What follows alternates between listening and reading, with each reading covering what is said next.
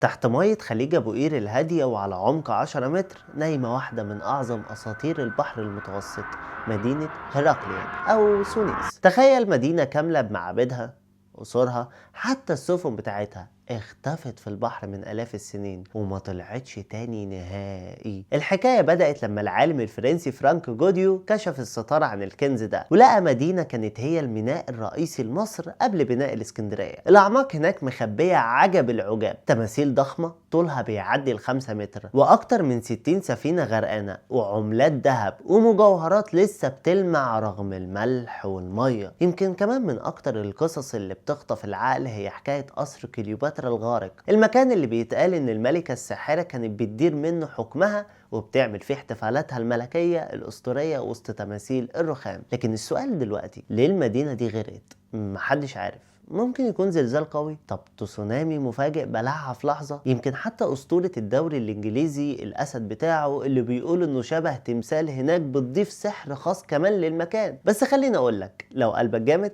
بتحب الغطس تقدر تنزل وتشوف التاريخ ده كله بعينك أو حتى تشوف جزء منه، فنصيحة أول ما تزور متحف الإسكندرية تشوف التماثيل اللي طلعت من قلب البحر هتلاقيها هناك.